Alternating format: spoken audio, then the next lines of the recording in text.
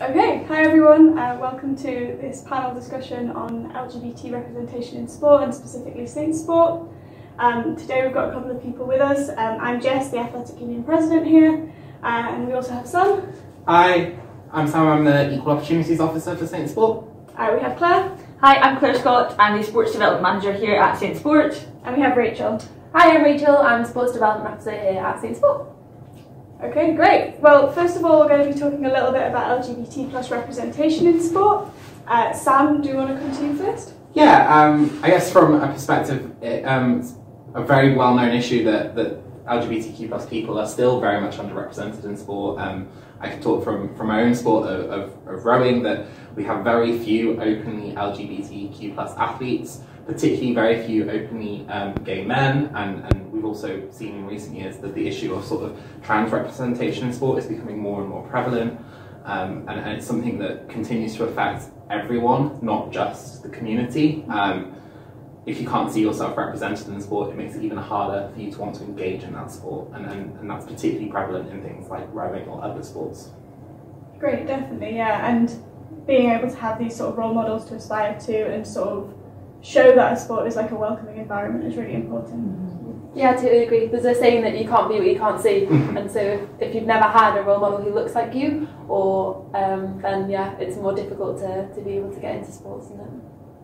And it's why people like Tom Daly are so important, because not only are they being ambassadors for their own sport of diving, but for the community at large and showing that sport is a place for them. And the recent move by the Commonwealth to allow athletes to protest and represent themselves on the podium and talk about these things openly is such a massive step forward in how to tackle that representation issue and how to make sure that LGBTQ plus people can see themselves within sport, or at least in my opinion. Yeah, it's really frustrating, I find. Like, so I played football, and for me, I felt that the environment within women's football was very safe, and there were a lot of women that I played with that they were openly gay, lesbian, and there was never any.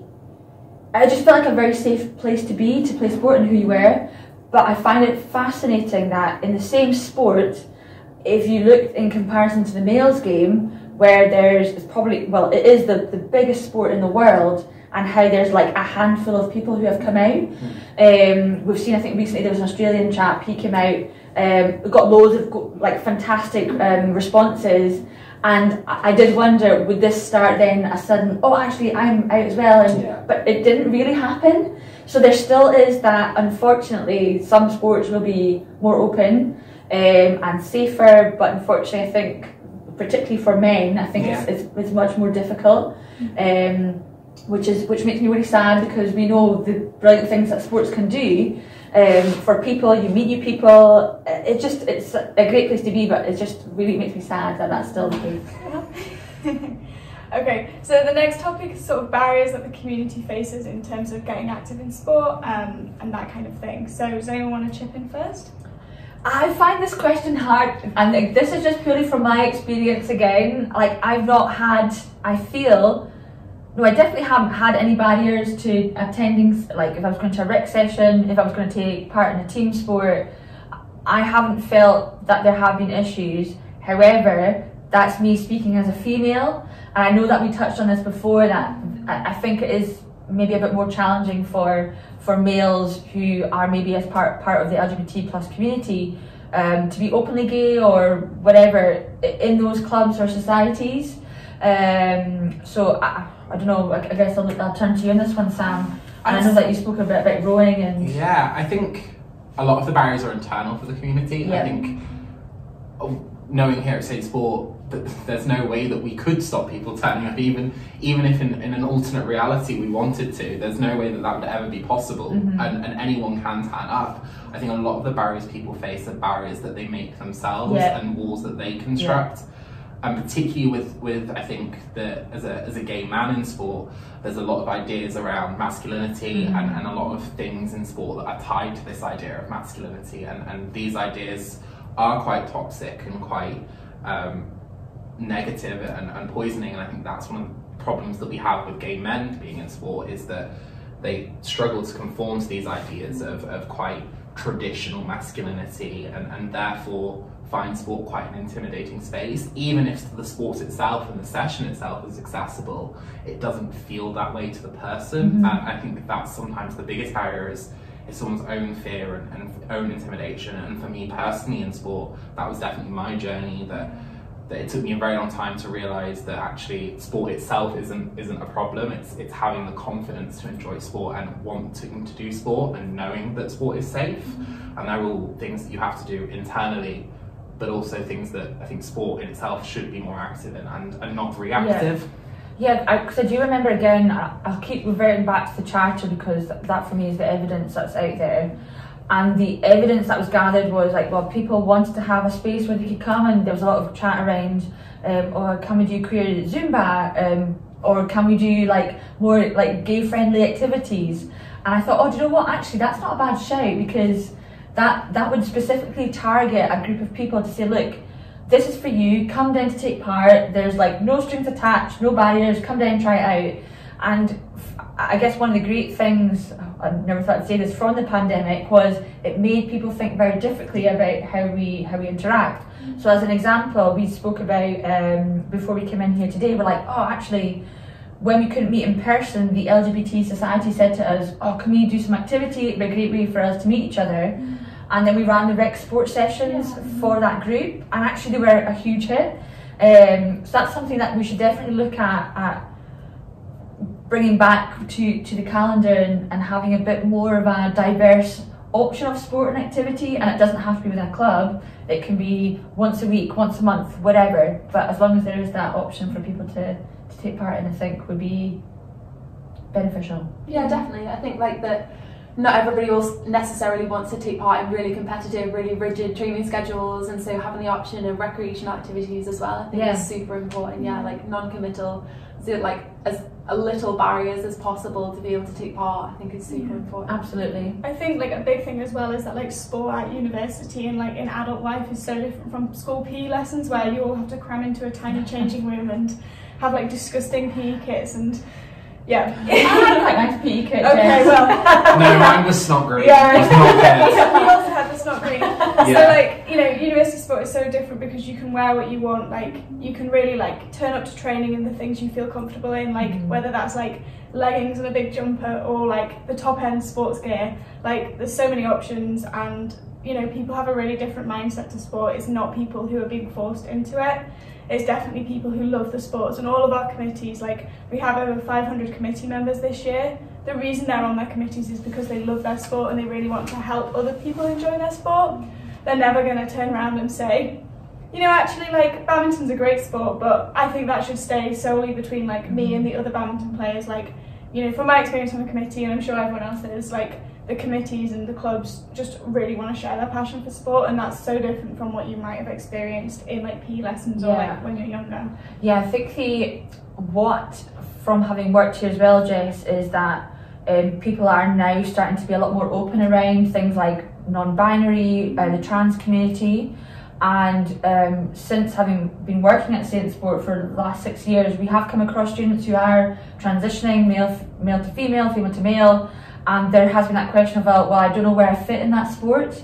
But actually, it's not about fitting in, it's about being part of it, and we'll make sure we support you as much as we can. So there's an opportunity to be part of something. I know that there will be challenges in terms of competition, but as long as, for me, we are offering a space that is safe, that they can participate in, that for me is I guess, success. But also the committees, like you're saying, are very open to that, and this isn't something new. They have had some basic training. I know Sam's been working really hard on trying to raise the profile of that. So I think that's really, I think the clubs have done actually fantastically with that, and I take my hat off to them, because I remember the first time coming across some students who were like, we're transitioning, I'm like, oh, I don't know what to do, and I've not experienced this before, but like you go away, you learn about it, and you understand it, and you come back and say, actually, this is how we can help you. I think it goes back to Rachel's point, and it's hard to say this as a performance athlete, but competition isn't the be-all and end-all, and we place so much emphasis on that as sports people, that winning is our measure of success, and I think that's one of the great things about the Saint Sport values that we have, that success is defined so broadly, and success is what you make of it, and I think going back to Jess's point as well, that actually the beauty of university sport is taking ownership of your own sporting journey and having a say in what you're doing and having that power. And I think that's what, for me, is one of the biggest things that we can do to help the LGBTQ+ community is give them that power and give them that ownership and let them have a voice in sport and let them have a say in the direction of sport as well. Absolutely. Yeah, with so many different sports clubs, with 52 different sports, I think that there is a place for everybody within Saint Sport, and you will be able to find that community that you fit in with. And each club will have different aims. Some will be competitive, some will be non-competitive, and there will be opportunities for everybody to try and take part. Absolutely. Yeah. Okay, this seems like a nice segue into sort of what Saint Sport is specifically doing to address the barriers. I know, Claire, you mentioned about sort of like getting educated and being able to support people as best as possible, but I wondered if you wanted to talk about the Lgbt Charter as well? Yeah, of course. So the Lgbt Charter, oh, thank God, Sam, you were here. So this process started, I want to say 2019. So HR in the university had recognised that actually there was loads of great work that we were doing. And the charter was something that we were like, oh, actually, do you know what? This would be a really great opportunity for us to start formalising what we're already doing, and try to get a bit of recognition from the university to showcase the great work that, yes, the department are doing, but also our students are. So from that, it was a case of like, let's go out there and ask the people, you know, how are you getting on? Where can we help you? We spoke before about like, what are the barriers for your participation, if any? And from that, there was some really interesting points from students around, and we spoke about it previously, was around access to changing, like things like kit, being male, female. When you buy a membership, we were trying to make sure that clubs were one club, as opposed to, are you joining the male section or the female section? Actually, you're not joining any, you're joining the club. So that again can be a barrier, so that at the point of registration, you're not having to feel uncomfortable. But yeah, it was a great piece of work. It showed that, again, we were doing really great things. Education was a huge piece, and that's something that we definitely need to revisit. Unfortunately, COVID happened at just the peak of the process. And then again, that's something I've spoken to Stephen about, and also with HR, because they're really passionate about trying to ensure that, I guess, we are delivering an equal and inclusive offering of sport activity. Yeah. Sam, you were involved, so do you have anything to add? Thank goodness. Oh, I was like, messing sound like Sam, and he's off again. And I think at that point it was very much peak pandemic, and I did not have a sleep schedule, so it was very much 1 a.m. at like, Claire, help! But I very much think that people quite often look at charters with an air of scepticism, and I am definitely one of those as well. I remember many a time going, this is just a tick boxing exercise, and throwing my toys out the pram a little bit, but they do perform a really important function of signalling, and this is where I reveal myself as an economist and as a student of economics, but signalling is such an important part of what we do, and even having this conversation today is a really important signal to members of the community. And it brings me in the mind of a conversation I had with someone recently, that if they were in a different city and they saw a bar with a rainbow flag on it, they would go there before anywhere else, because they know that that's where they're safe. So whilst people might look at sort of the Lgbt Charter and the mammoth amount of work as a department that we put into that, and might see it as a waste, it isn't, because it's a really important tool for us to show that we are recognised not just by ourselves and by people within Saint Sport, but people across the country, people across the world, as a safe space for LGBTQ+ people. And I think it's really hard for people who aren't a part of the community to understand how vital that is. With so many countries still not even being safe places for LGBTQ+ people, to be able to say that Saint Sport is the best in the country and the best in Scotland at what we do here, then it speaks volumes. But like I said, there's still so much to do, and that's what the Lgbt Charter revealed, and we've been working on it continuously throughout this year with Saint Sport for All, and trying to make sure that not only are we doing what's recommended and what people want to do, but we're doing it for everyone, and trying to make it work across the spectrum, whether you're sort of a white cisgendered gay man, or a sort of trans non-binary, or you're sort of a person of colour. We're trying to make sure that it works across the spectrum. That's really interesting to hear about that being more visual. So we did, I don't know if you were there, Sam. So I delivered a training, it was a Stonewall training, and it was how to be an inclusive club. It was in 2018, and I wasn't there because I was away at competition, but I do remember it, and I watched the recording. So delivered that session, and the one thing I was like, right, if there's one takeaway point you can do, and if it is being visual, at your next what do we call it when all the students come to that one Sports day? Fair. Thank you. It's a Friday. At the next sports fair, just get something that is rainbow. And I remember the badminton club, you intertwined the rainbow laces into the shuttlecocks. We had loads of clubs who changed their banners so that it had a rainbow background, there was flags. And see, when you walked into that sports centre, obviously because at that point in time it was inside, I was like, wow, this is incredible. And like you're saying, that one little symbol can make such a massive difference to somebody, and that could be that one person that we get involved in a club. For me, I'm going back to that success, that for me is pretty powerful. Definitely. Yeah, and I think like the sort of story behind the sort of like rainbow shuttlecocks that we were using, they were a fundraising tool, and it was for a charity which one of our members had recommended because it was really close to their hearts, because they're a charity that helps sort of with the mental health of like LGBT people, and had really helped one of her close friends.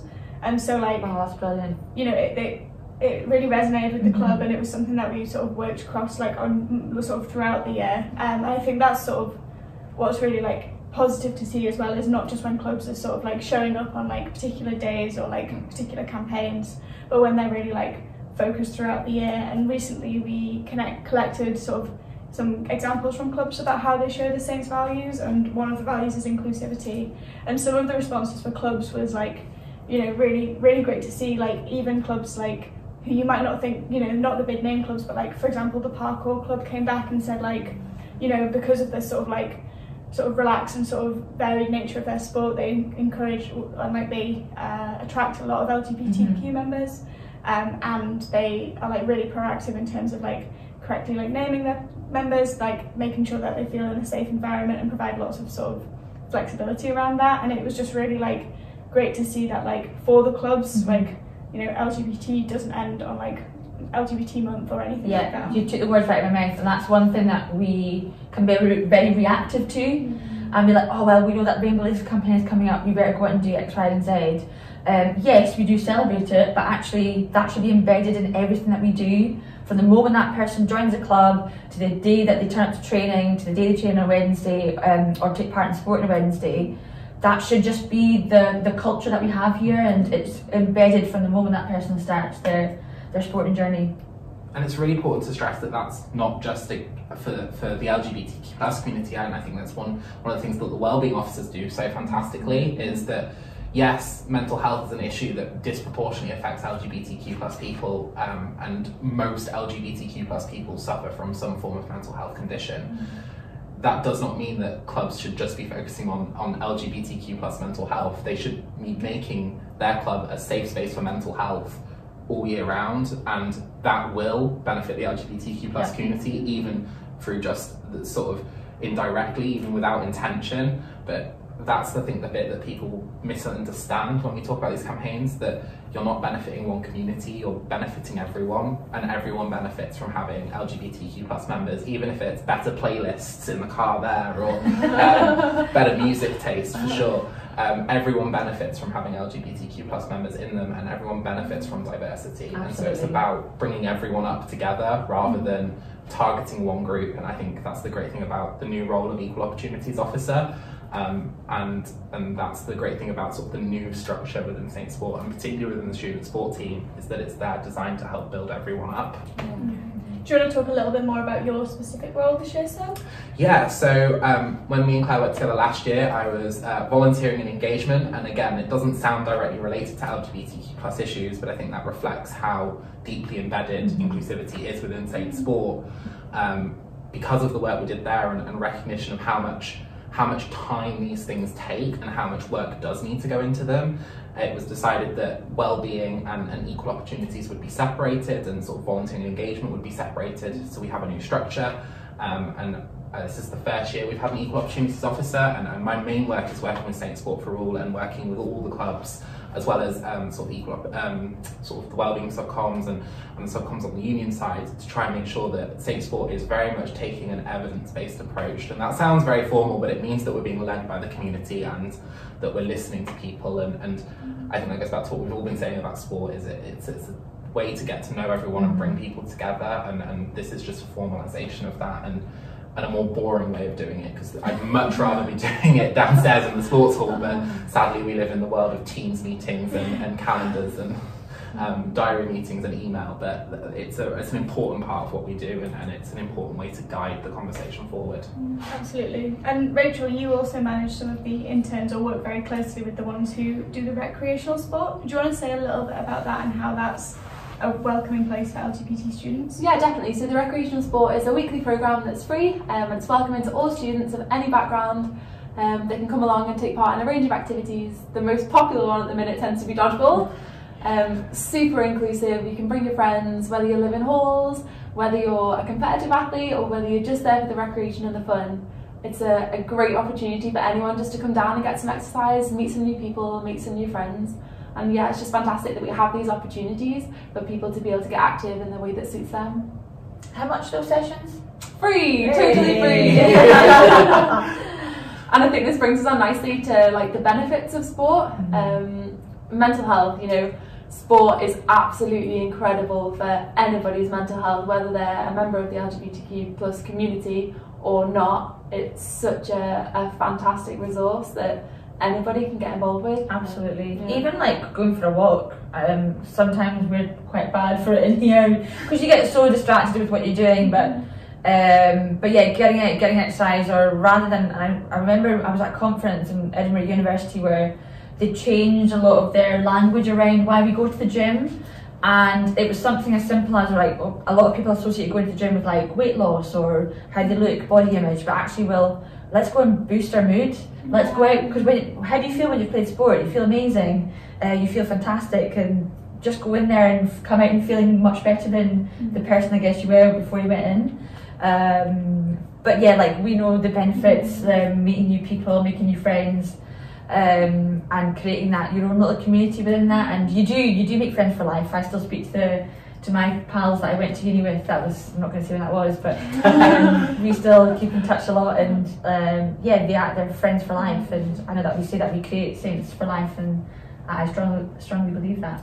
I also think it's broader than saints and broader than saint sport. I've made friends through rowing that some are all the way up in Inverness, some of them are only down the road in Dundee and in Edinburgh, and you become, just by being part of your sport, you become part of an international fabric, and you have that immediate bond with people, and for people who are maybe a little bit more career minded or end goal minded, because at the end of the day a lot of students who come here are here for their academics and for the next stage of their life, and they see this as a transitionary period. Sport is a stepping stone for so many people, and I've been lucky enough to have some fantastic opportunities working with people across the world, and rowing is quite often a great way to start that conversation. And recently talking to sort of people at the gay games that are coming up in Hong Kong, talking about our shared experiences with rowing and our backgrounds there, it's been a really great tool to sort of have that conversation and talk about sort of why we all came to sport. And sport is a uniting tool, not just your own sport, but the fact that we're all here today from very different sporting backgrounds having this conversation. It wouldn't be happening if sport wasn't such a community. Yeah, that would be the word I'd use to describe it, is the community. And like, you know, like Sam said, like you're probably at university for the like academic side, but sport is such a good thing to like supplement that. Like, you know, get out, have a breather. And yeah, I've really tried to advocate this year for, you know, going out, hitting a ball, running around, just for the sake of it, for the sake of having a break, and just like regardless of whether you're running like 10 times slower than everybody else. 10? That's being generous, Jess, thank you. 15. Yeah, well, you know, exactly that. Like, you know, there's something for everyone, and I genuinely believe that. And like, we're here, like the student committees are here, the like other staff members are here to, you know, if you're struggling, if you don't know where to turn or what to try, we will definitely sit down and you know, not only go on about how good our own like personal sports are, because we can probably do that for several days, but like, you know, work out what's right for you, how we can support you, and like whatever journey that you're on, there's definitely going to be something that can complement it, and there's staff with expertise here who can help. Yeah, definitely. And I think like you always speak about the obvious things with like taking part in physical activity, but I guess again thinking of the academics and how that those skills you acquire are transferred into, like you're saying, about the working world. And we're actually in the middle of planning a session with careers, and those types of sessions are fantastic because you get to hear from the students that, or the alumni community that have gone on to do great and wonderful things, and they speak so fondly of their time at university, and actually how, like you're saying about that community, that common ground, when you go to a new workplace, it builds connections, it's a great network. And it's amazing the skills that you can build just through participating and being part of a committee or whatever it might be. So yeah. I definitely know that sport has helped my academics no end. It's taught me discipline, it's taught me time management. If I wasn't up for training in the morning, then there would be no way I'd be up that early and in the library by like 8 some days. That would just not happen if I didn't have sport. But equally, if you've had a long day, a frustrating day, going out and working out that frustration, and sometimes during exams, that anxiety, that stress, that whatever you're feeling, the sport is a great channel for that, and it really helps to regulate that as a whole. Absolutely. And I know that's helped me throughout my studies in 4 years here. Yeah, absolutely. Okay, this is the final question. It's a bit off peak. So if there's somebody out there who's not like played a sport before, who hasn't come along to Saint Sport, I'm going to ask each of you for a piece of like advice, and you know, it could be anything. Like I've done a lot of talks with incoming students, and their top question was nothing about St Andrews. It was like, what do I pack in my suitcase? So it can be anything. We'll start with you, Rachel. Really? What are we packing our suitcase to come to St Andrews? Yeah. Okay. The answer. Well, no. What would you say to someone who's not been to Saint Sport before? To pack. No, that was an example. Oh, okay. I've got this like case in my mind. What would I say to somebody who will come to Saint Sport?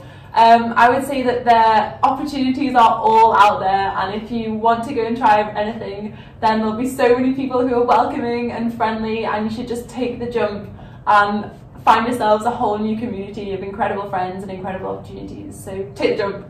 Cool. Okay. I like it. Claire, any advice? I'm going to take advice from, we had a student who said, I really regret doing a couple of things. So what I would say is get involved as much as you possibly can. Take risks, take chances, do things you've never done before, join sports clubs, just do as much as you can.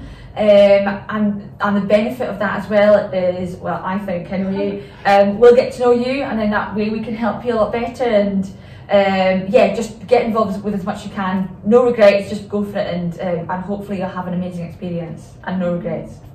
Thanks, Sam. Oh, I think building on that, for me, when I came to university, I very much had the attitude of I'd say yes to everything, and that has benefited me so much. I've learned so much about myself, and bringing it back to sort of the issue at hand and LGBTQ plus representation. That one of my favourite authors was sort of writing about how, as an LGBTQ plus community, we learn for most of our life on how to pretend to be someone else and how to fit in, and then we spend the rest of our lives trying to learn who we are. And by saying yes and taking the jump and doing things we don't regret and taking risks, that's the starting of that process and starting that journey, not just for the LGBTQ plus community, but for everyone, about learning who you are. So my biggest advice is say yes, make mistakes, and have some regrets, because it will tell you about yourself, and it will teach you so much. So yeah, great. Jess, what would you do? What's your advice? I think, like, on top of the advice that you guys have given, a big thing is that, like, committees are there to, like, you know, they're not thinking we only want a small club. Every club is there going, we want to get as big as possible, we want to welcome as many people as possible, and all clubs will have members who have never played the sport before. Like, what I would say is, like, everyone's very friendly and there's no, like, silly questions. So if you don't know whether you need to take, like, a swimming costume along, message them and check. Like, I'm not saying you need swimming costumes, you don't need them. You do need it in St Andrews though. There's a lot of beaches. That's true. That's true. That's definitely one thing to pack, and goggles if you don't like seawater. But yeah, my recommendation would just be, like, to reach out to us, to the clubs, to, you know, even your friends who do sport. Like, everyone is like, I don't know, it's a classic fallacy of St Andrews that whenever you go into Tesco looking your worst, you will definitely bump into the people you don't want to see. And it feels like that very much like at sport. Like, it's a great way to meet new people, and it's a great community who are happy to help everybody, in my experience.